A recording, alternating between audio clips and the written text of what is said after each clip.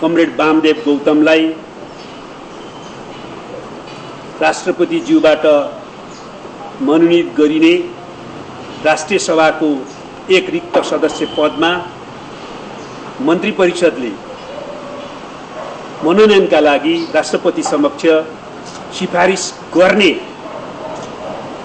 निर्णयमा सरकार पुगेको जानकारी पनि गराउनुभयो। प्रधानमन्त्री ओलीका प्रिय मन्त्री सरकारबाट बाहिरिँदै सत्तारूढ नेकपाले उपाध्यक्ष वामदेव गौतमलाई राष्ट्रिय सभा सदस्यमा मनोनयनको लागि सरकारलाई सिफारिस गर्ने निर्णय गरेसँगै प्रधानमन्त्री केपी शर्मा ओलीका एक विश्वासपात्र र नजिकका मन्त्रीले मन्त्री पद छोड्नुपर्ने भएको छ। यही सेप्टेम्बर 3 तारिक बिहिबार बसेको नेकपा सचिवालय बैठकले उपाध्यक्ष गौतमलाई राष्ट्रिय सभामा मनोनयनका लागि सिफारिस गर्न सरकारलाई भन्ने निर्णय गरेको हो। उपाध्यक्ष गौतम पार्टी निर्णय अनुरूप राष्ट्रिय सभामा सदस्य हुने कुरा बैठकलाई प्रधानमन्त्री तथा पार्टी अध्यक्ष केपी शर्मा ओलीले जानकारी समेत गराइसकेको प्रेस सल्लाहकार सूर्य थापाले बताएका छन्।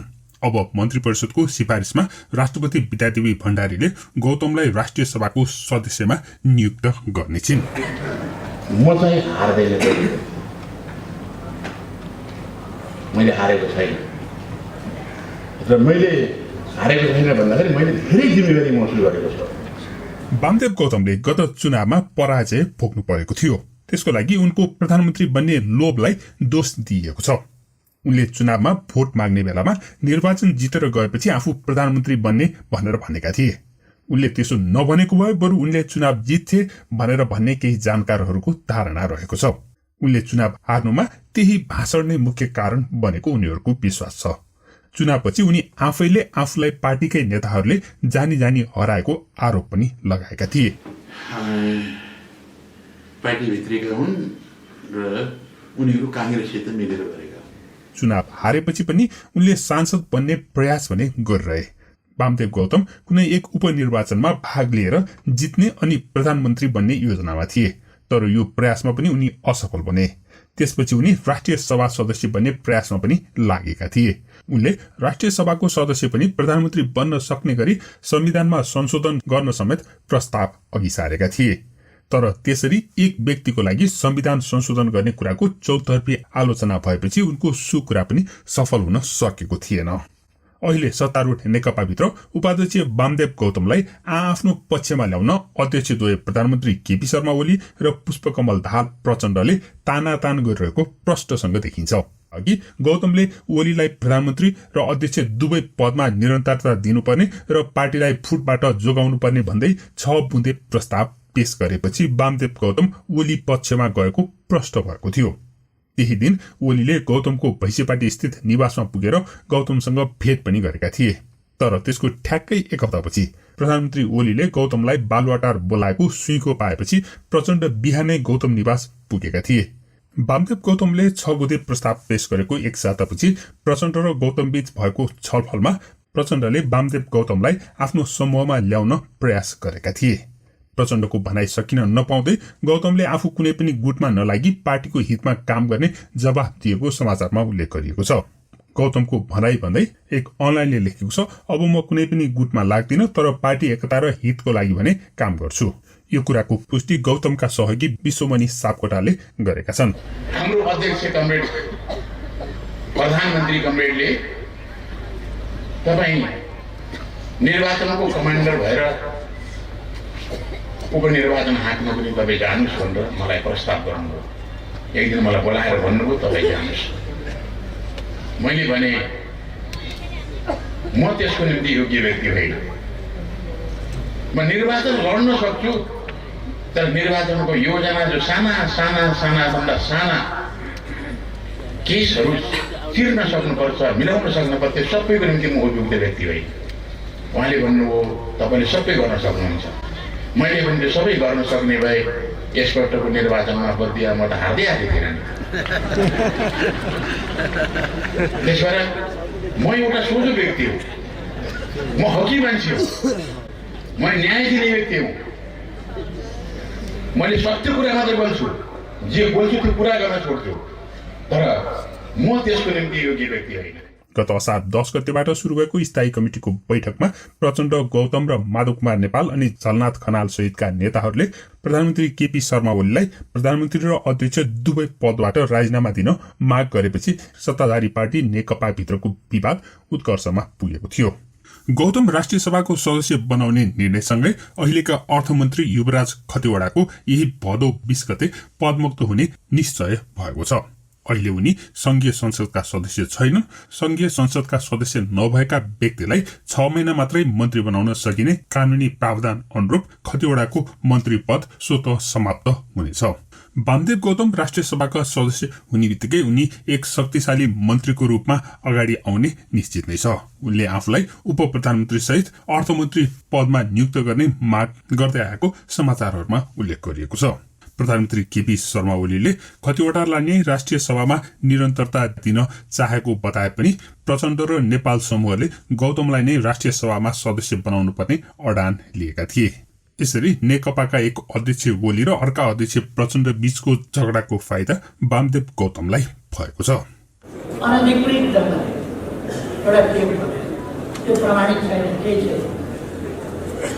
तर पनि मेरो बारेमा प्रश्न उठेको हुनाले राजीनामा गर्छु भनेर गोकुल अस्पतालले राजीनामा गर्नुभयो।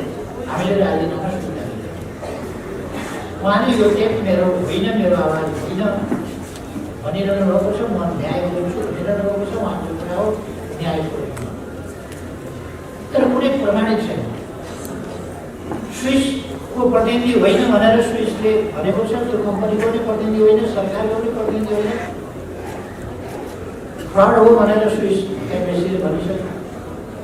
प्रधानमन्त्री केपी शर्मा ओलीका विश्वासिलो र नजिकका पात्रहरू एकपछि अर्को मन्त्री परिषदबाट हट्न बाध्य भइरहेका छन्। यसअघि तत्कालीन संचार तथा सूचना प्रविधि मन्त्री गोकुल बास्कोटाले 70 करोड कमिसन खान लागेको आरोप लागेपछि उनी सत्ताबाट बाहिरिन बाध्य भएका थिए। सेक्युरिटी प्रेस खरिद प्रकरणमा 70 करोड रुपियाँको कमिसनको बार्गेनिङ गर्दै गरेको अडियो सार्वजनिक भएपछि बास्कोटाले गत फागुन 8 गते संचार मन्त्री पदबाट राजीनामा दिन बाध्य भएका थिए। सो घटना भएको 6 महिनापछि प्रधानमन्त्री ओलीले विश्वास गरेका अर्का पात्र डाक्टर युवराज खतिवड़ा मन्त्री परिषदबाट बाहिरिने भएका हुन्। बास्कोटा बाहिरिएपछि खतिवड़ा सरकारका प्रवक्ता नियुक्त भएका थिए। पहिलोपटक राष्ट्रिय सभाका सदस्य बनेका अर्थमन्त्री खतिवड़ाको 6 महिना अघि राष्ट्रिय सभा सदस्यको कार्यकाल सकिएको थियो। सो पद रिक्त रहेको बेलामा प्रधानमन्त्री केपी शर्मा ओलीले उनीलाई निरन्तरता दिन चाहेका थिए। तर उनलाई राष्ट्रिय सभामा सदस्य नबनाइएको हुनाले अब उनको मन्त्री पद स्वतः समाप्त हुने भएको छ। भदौ 20 गते मात्रै पदमुक्त हुने हुनाले खतिवड़ालाई प्रधानमन्त्री ओलीले निरन्तरता दिनको लागि अन्य कुनै राष्ट्रिय सभा सदस्यलाई राजीनामा गर्न लगाएर उनलाई नियुक्त गर्ने सम्भावना पनि नरहेको भने होइन। तर त्यसो गर्न मिल्छ वा मिल्दैन भन्नेमा कानूनविदहरू ऐक्यबद्धता पनि छैन। वामदेव गौतमलाई राष्ट्रिय सभामा मनोनित गरिनलाई पनि विवादास्पद निर्णय मानिएको छ, किनकि उनी चुनावमा लडेर चुनावमा हारेका एक पात्र हुन्। एकपटक हारिसकेको जनताले विश्वास नगरेको व्यक्तिलाई सरकारले मनोनित गरेकोमा धेरैले असन्तुष्टि पनि व्यक्त गरेका छन्।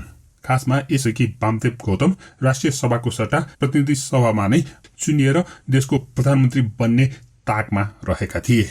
एकपटक वामदेव गौतमले जेब्रा क्रसिङबाट बाटो नकाटेर बाटोको बीचमा डोरी नागेर जबरजस्ती बाटो काटिरहेको एक फोटो भाइरल भएको थियो। अहिले वामदेव गौतमको राष्ट्रिय सभामा मनोनयन पनि त्यस्तै खालको बाटो मिचेर गरेको जस्तो देखिएको छ, किनकि जनताले वामदेव गौतमलाई चुनावमा हराएका थिए। चुनावमा हारेको व्यक्तिलाई सरकारले संसदमा मनोनयन गर्नु भनेको जनताको अभिमतको विरुद्ध हो। अहिले जनताहरूले केही पनि गर्न नसके पनि आगामी चुनावमा यो कुरा पक्कै पनि बिर्सने छैनन्। त्यसैले यो पार्टीको लागि एक हानिकारक निर्णय हुन सक्ने सम्भावना त छँदैछ। चुनावको बेलामा फेरि यही मुद्दालाई लिएर हारेको मान्छेलाई पनि मनोनयन गर्ने पार्टी भन्ने हिसाबले प्रचार भइदियो भने पार्टीको लागि यसले नराम्रो असर गर्न सक्छ। अरू धेरै मानिसहरू हार्न सक्ने सम्भावना यसले बढाएर जान्छ। जनताको अभिमतको कदर नगर्ने पार्टी भनेर यसको प्रचार भइदियो भने पार्टीको साख नै गिरेर जाने सम्भावना छ। यो बारेमा तपाईँ के भन्नुहुन्छ? कृपया कमेन्ट गर्नुहोला। धन्यवाद। आज सचिवालयको बैठकमा छलफलका क्रममा व्यक्त विचारहरूलाई समेत ध्यान दिई अध्यक्ष कमरेडहरूले अब पार्टी र सरकारका सन्दर्भमा र स्थायी कमिटीको चालू बैठकमा प्रस्तुत कार्यसूचीहरूका सन्दर्भमा निर्णय गर्नका निम्ति आवश्यक प्रस्ताव तयार गर्ने गृह कार्य गर्नुहुनेछ। उपयुक्त समयमा स्थायी कमिटीको बैठक पनि राखिनेछ र स्थायी कमिटीको बैठकमा समेत यसबारेमा छलफल हुनेछ र स्थायी कमिटीको बैठकमा भएको छलफल र सुझाव समेतलाई ध्यान दिई